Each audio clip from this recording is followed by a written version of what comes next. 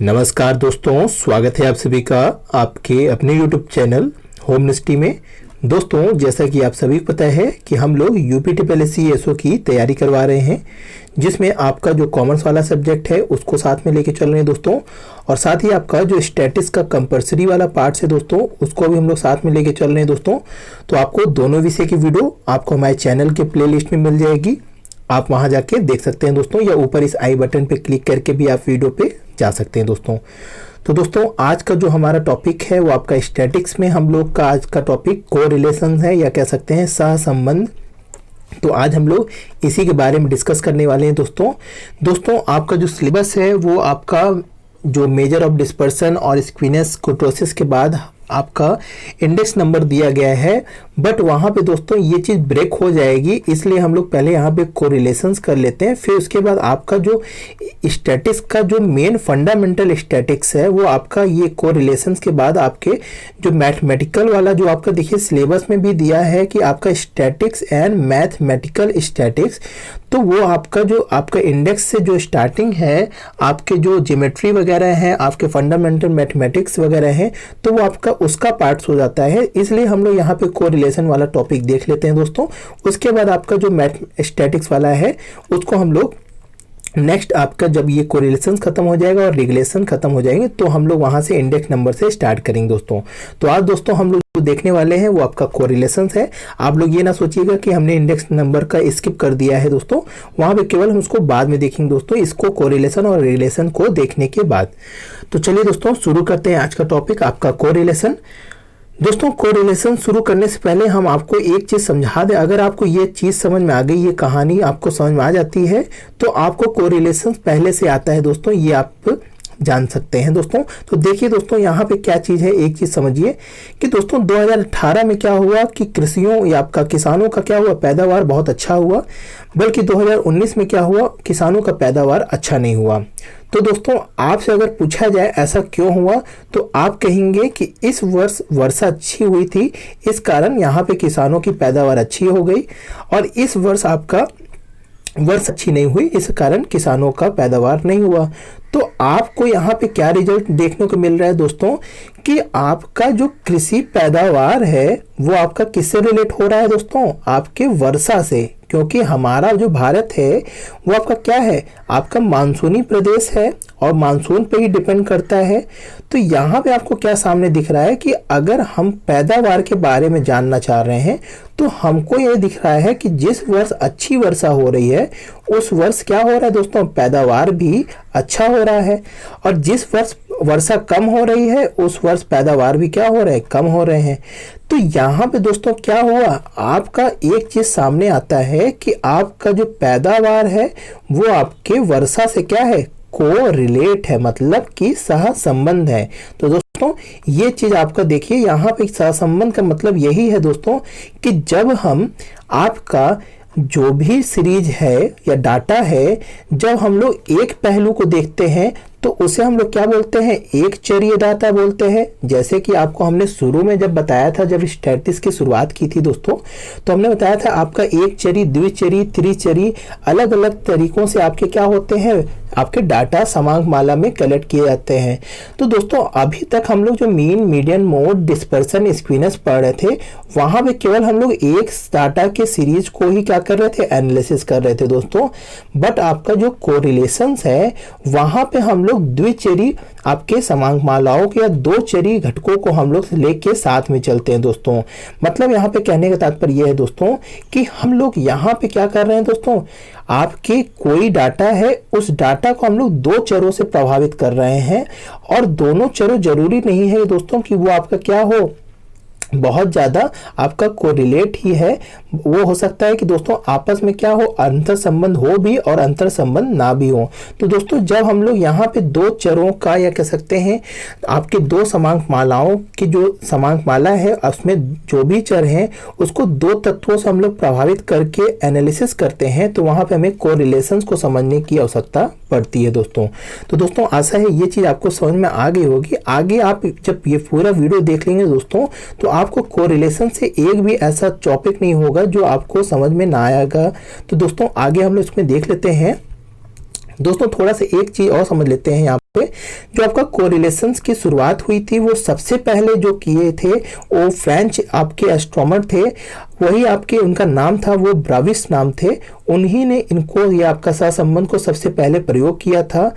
और उसके बाद जो आपका जो सैद्धांतिक रूप से प्रयोग करने वाले तो सबसे पहले आपके ये बर्विस थे, बट आपका जो सैद्धांतिक रूप में प्रयोग किया वो आपके फ्रांसिस गल्टन और कार्ल पियर्सन को माना जाता है। दोस्तों ये क्वेश्चन पूछा गया है कि सैद्धांतिक रूप में सबसे पहले सहसंबंध का सबसे पहले प्रयोग करने वाले कौन थे। तो वहां पे कभी कभी दोस्तों फ्रांसिस गल्टन का नाम देते हैं और कभी कभी आपके कार्ल पियर्सन का नाम देते हैं। तो दोस्तों अगर आपका दोनों ऑप्शन में दिया रहता है तो आप फ्रांसिस गल्टन का नाम लीजिएगा। अगर आपका इसमें से आपका जो भी रहे उसको आप टिक कर लीजिएगा दोस्तों। तो इसमें आप लोग गलती ना करिएगा दोस्तों, इससे एक क्वेश्चन कभी कभी पूछे गए हैं दोस्तों। तो ये चीज आप याद रखिएगा, इनका नाम, इन दोनों का नाम आपको याद भी होगा पहले से भी। नेक्स्ट अगर चीज देख लें दोस्तों, यहाँ पे इसकी परिभाषा क्या है दोस्तों। तो आपको यहाँ पे देखिए वही चीज जो हमने अभी आपको सिंपल भाषा में समझाया, वही चीज यहाँ पे परिभाषा में भी दिया है कि if two or more quantities vary in sympathy so that moments in the one tend to the accompanied by the corresponding in the other then they are said to be correlate। मतलब दोस्तों जब दो या अधिक राशियां क्या हो आपस में सहानुभूति रूप से परिवर्तित होती हैं, जिससे एक राशि में होने वाले परिवर्तनों के फलस्वरूप दूसरी राशि में भी क्या हो परिवर्तन की प्रवृत्ति पाई जाती है, तो राशियों में क्या होता है आपके दोनों राशियों में सहसंबंध पाया जाता है दोस्तों।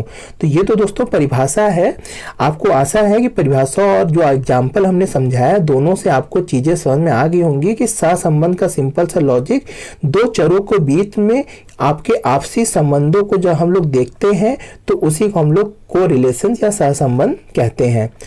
अब दोस्तों अगर हम लोग इसकी यूटिलिटी और इम्पोर्टेंस की बात करें कि सहसंबंध का क्यों हम लोग पढ़ते हैं और इसका क्या क्या इम्पोर्टेंस है, क्या महत्व है, क्या उपयोग है, तो दोस्तों कोरिलेशंस पढ़ने से क्या कोरिलेशन समझने से हमको जो सबसे ज़्यादा उपयोगिता मिलती है वो आपके डिसीजन मेकिंग में मिलती है दोस्तों ये चीज़ समझिए। आप थोड़ा सा प्रैक्टिकल होकर अगर ये चीज़ समझेंगे इम्पोर्टेंस को तो और अच्छी तरीके से ये चीज़ समझ में आएगी।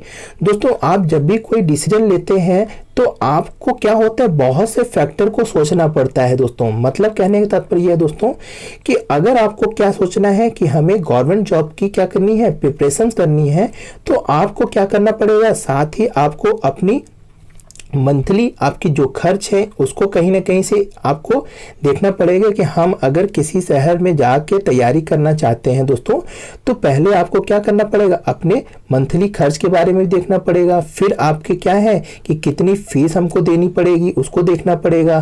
फिर वहाँ पे हमें कैसे सरवाइव करना है और क्या चीज़ करना पड़ेगा।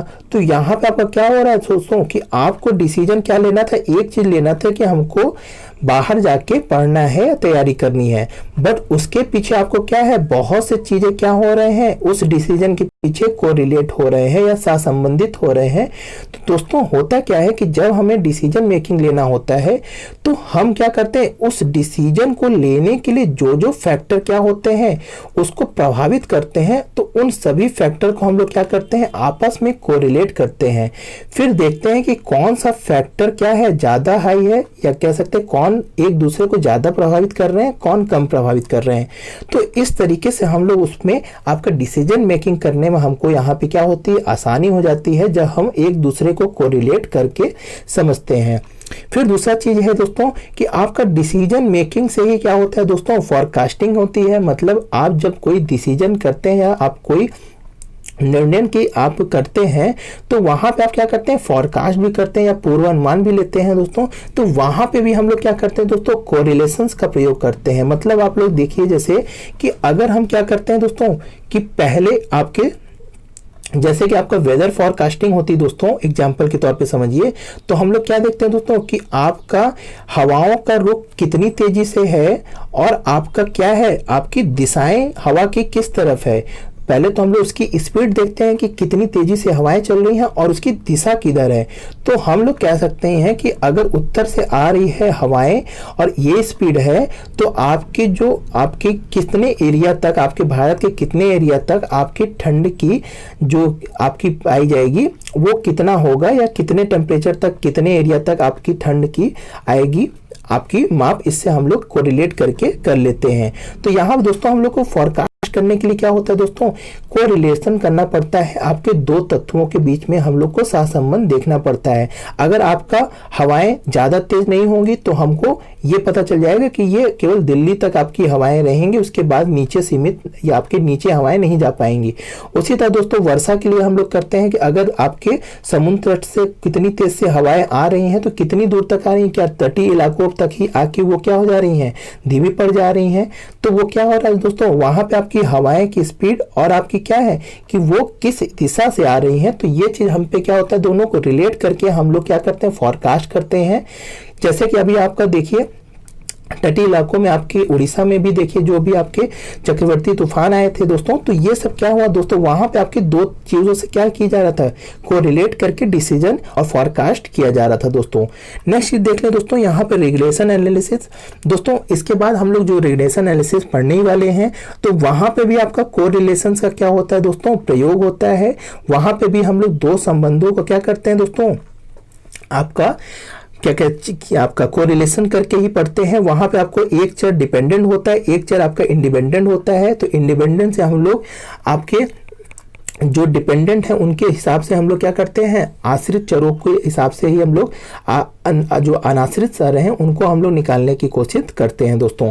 तो इंटीग्रेशन और इसमें भी हम लोग क्या करते हैं दोस्तों, आपका कोरिलेशन का उपयोग हम लोग करते हैं।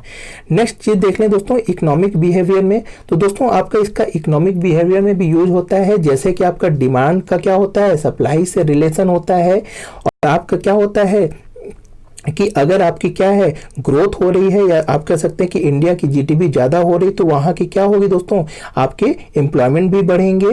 तो ये दोस्तों क्या होता है, आपके इकोनॉमिक बिहेवियर में भी कोरिलेशंस का बहुत उपयोग होता है दोस्तों। तो ये तो दोस्तों इसकी यूटिलिटी और इंपॉर्टेंस की बात हो गई दोस्तों। अब अगर हम लोग बात कर लें दोस्तों कि टाइप्स ऑफ कोरिलेशंस क्या होते हैं या कितने तरीके से कोरिलेशन होते हैं, तो उसको अगर हम लोग समझ ले दोस्तों, तो यहाँ पे आपका देखें तो दोस्तों यहाँ पे आपके तीन तरीके से आपके टाइप्स ऑफ कोरिलेशंस होते हैं। यहाँ पे हम लोग पहला अगर देखें दोस्तों, तो यहाँ पे दिया है पॉजिटिव एंड नेगेटिव कोरिलेशंस। अब दोस्तों ये पॉजिटिव कोरिलेशंस क्या होता है और नेगेटिव कोरिलेशंस क्या होता है, इसको समझ लेते हैं दोस्तों। दोस्तों जब आपके दो चर, जो आपके दो तत्व दिए गए हैं, वो दोनों तत्व आपस में क्या हो दोस्तों, अगर हम कहें कि आपका जो आपके जैसे कि कोई एग्जांपल हम लोग यहाँ पे लें कि आपका उत्पादन क्या है दोस्तों, आपका पैदावार अगर बढ़ता है तो वो किस पे डिपेंड कर रहा है, आपके वर्षा पे। मतलब कि यहाँ पे दोस्तों क्या हो रहा है कि जितनी वर्षा ज़्यादा होगी उतना आपका क्या होगा, पैदावार ज़्यादा होगा। तो ये क्या हो रहा है दोस्तों, यहाँ पे जितने चीज़ से आपकी वृद्धि एक पक्ष में होती है उतने पक्ष में उतनी ही वृद्धि दूसरे पक्ष में जब होती है तो वो आपका धनात्मक कोरिलेशन कहलाता है दोस्तों। दोस्तों यहाँ पे ये चीज़ ध्यान दीजिए कि जरूरी नहीं है कि वो पक्ष में वृद्धि ही हो रही हो। मतलब दोस्तों समझिए कि अगर आप कहें कि अगर आप मेहनत नहीं करेंगे, यदि आपके मेहनत में गिरावट होगी तो आपके रिजल्ट में भी क्या होगी, उतनी ही गिरावट होगी। तो यहाँ पे आपका क्या है, अगर आप में मेहनत जितनी की उतनी ही आपको सफलता मिल रही है तो ये भी आपका पॉजिटिव होगा। अगर आप मेहनत नहीं कर रहे हैं तो जितनी आपकी गिरावट हो रही है वो भी आपका पॉजिटिव होगा। मतलब दोस्तों यहाँ पे क्या है कि जब आपका एक तत्व में जितनी भी चेंजेस हो रही है वो वृद्धि हो सकती है, कमी हो सकती है, उतनी ही चेंजेस क्या हो दूसरे तत्व में भी वृद्धि और हो तो वो क्या होगा दोस्तों, आपका पॉजिटिव कोरिलेशन कहलाता है। तो ये चीज आप लोग को समझ में आ गया होगा दोस्तों। इसके विपरीत आपका जो नेगेटिव कोरिलेशन है उसको दोस्तों क्या होता है कि किसी एक तत्व में वृद्धि होने से किसी दूसरे तत्व में आपकी गिरावट होती है तो उसे हम लोग क्या बोलते हैं दोस्तों, नेगेटिव कोरिलेशन बोलते हैं। ये चीज ध्यान दीजिएगा दोस्तों, इसमें आपका इनवर्स रिलेशन होता है, बल्कि आपके पॉजिटिव वाले में क्या होता था दोस्तों, आपका रिलेट रिलेशन रहता था। मतलब कि जहां पे वृद्धि होती तो उतनी ही वृद्धि दूसरे पक्ष में भी होती थी, और जो कमी होती थी उतनी ही पक्ष में दूसरे भी पक्ष में कमी होती थी। बट यहाँ पे आपका निगेटिव कोरिलेशन में क्या होता है दोस्तों कि अगर आपका क्या होता है, सप्लाई बढ़ती है तो आपकी क्या होगी दोस्तों, डिमांड उतनी ही क्या हो जाती है दोस्तों, आपकी कम हो जाती है। या कह सकते हैं दोस्तों कि आपका अगर डिमांड ज़्यादा होगा तो क्या होगा दोस्तों, आपकी सप्लाई क्या हो जाती है दोस्तों, कम हो जाती है। या आप पहला वाला एग्जांपल समझिए, सप्लाई बढ़ती है तो डिमांड आपकी क्या हो जाती है, कम हो जाती है। तो यही चीज़ दोस्तों वहाँ पे आपका, यहाँ पे जब आपका एक पक्ष में आपकी वृद्धि हो और दूसरे पक्ष में कमी हो जाती है तो उसे हम लोग निगेटिव कोरिलेशन बोलते हैं। तो आशा ये चीज़ आपको समझ में आ गई होगी। दूसरा अगर हम लोग देखें यहाँ पे जो आपका दूसरा टाइप्स है वो आपका लीनियर और सर्विलियंस आपका कोरिलेशन होता है। ये क्या है दोस्तों, होता है क्या है दोस्तों कि जब हमारा किसी पक्ष में आपके, जैसे कि आपके किसी एक पक्ष में या एक चर में वृद्धि होने से किसी दूसरे चर में स्थायी वृद्धि तय हो, वो आपकी कुछ भी हो सकती है। अगर हम कहें कि इसमें 20% वृद्धि होती है तो इसमें भी हमेशा 15% वृद्धि होती तय है। मतलब कहें कि अगर आरबीआई को पता है कि अगर मैं 20% क्या करूं, आपके मार्केट में मनी की सप्लाई बढ़ाऊं तो आपका क्या होगा, 15% क्या होगा दोस्तों, आपकी महंगाई बढ़ेगी, ये तय है। मतलब कि ये आपका फिक्स हमेशा है कि अगर 20% होगा तो 15% आपकी महंगाई फिक्स होती है। तो यहाँ पे आपका जो रिलेशन बनेगा वो आपका लीनियर रिलेशन बनेगा। बट दोस्तों अगर हम लोग यहाँ पे दूसरे रिलेशन आपका ये आपका सर्विलियंस रिलेशंस की बात करें तो यहाँ पे क्या होगा दोस्तों कि एक पक्ष में वृद्धि करने से कभी आपकी वृद्धि होती है 10%, कभी 5% हो रही है और कभी आपकी 15% हो जा रही है। तो यहाँ पे क्या है दोस्तों, यहाँ पे फिक्स नहीं है कि हमेशा ही 15% हो रही है। मतलब यहाँ पे कहने का तात्पर्य है कि अगर 20% किसी ए पक्ष में वृद्धि होती है तो ये जरूरी नहीं कि बी में हमेशा क्या हो, 15% ही वृद्धि हो। कभी वो 15 होती है, कभी 10 होती है, कभी 5 होती है। ये फ्लक्चुएट होती रहती है, यानी घटती बढ़ती रहती है। तो वहां पे आपका जो आपका ये डायग्राम बनता है वहां पे आपका क्या होता है, ये चक्री रूप में बनता है। बट आपका लीनियर वाले में क्या होता है दोस्तों, वो एक सीधी रेखा में बनती है। तो ये आपका क्या हो गया दोस्तों, लीनियर और आपका सर्विलियन कोरिलेशंस हो गए। नेक्स्ट अगर हम लोग देख लें दोस्तों टाइप्स में, तो ये आपका सिंपल और मल्टीपल कोरिलेशंस है। तो आपके सिलेबस में जो आपका यहाँ पे मल्टीपल और सिंपल कोरिलेशंस है, इसमें क्या है दोस्तों कि दोस्तों सिंपल आपका जो कोरिलेशंस होता है जब हम लोग किसी दो पक्ष को ही देखते हैं, यानी कि हम लोग अगर उत्पादन पैदावार को आपके कृषि के वर्षा से देखते हैं, मानसून के वर्षा से देखते हैं, तो यहाँ पे क्या हो रहा है दोस्तों, आपके केवल दो पक्षकार हैं। तो इसे हम लोग सिंपल आपका कोरिलेशन बोलते हैं। बट आपका क्या होता है दोस्तों, जब आपके एक पक्ष से बहुत पक्ष क्या होते हैं, प्रभावित होते हैं, तो वो क्या होते हैं दोस्तों, वो आपका मल्टीपल कोरिलेशन होता है। जैसे कि आपके ब्रेन की बात कर लें दोस्तों, तो आपको अगर जैसे हमने शुरू में एग्जांपल दिया कि आपको प्रभावित करने के लिए कोई एक तत्व नहीं होता दोस्तों, आपको 25 चीजें क्या होती हैं, प्रभावित करती रहती हैं। क्योंकि आपके दिमाग में क्या चलता है दोस्तों, एक चीज तो चलता नहीं, हजारों चीज चलता रहता है। पढ़ाई करते रहेंगे तो कोई और चीज दिमाग में चलता रहेगा। तो ये क्या हो रहा है दोस्तों, यही आपका मल्टीपल कोरिलेशन है। आपका एक चीज से संबंध ना होकर क्या है, हजारों चीज से संबंध रहता है। वही आपका जो सिंपल रिलेशन होता है उसका क्या होता है कि आपका केवल क्या है कि एक तत्व दूसरे तत्व से जब प्रभावित होता है तो वहां पे आपका सिंपल कोरिलेशन होता है। जब एक तत्व बहुत तत्वों से प्रभावित होता है तो उसे हम लोग क्या बोलते हैं, आपका मल्टीपल कोरिलेशन बोलते हैं।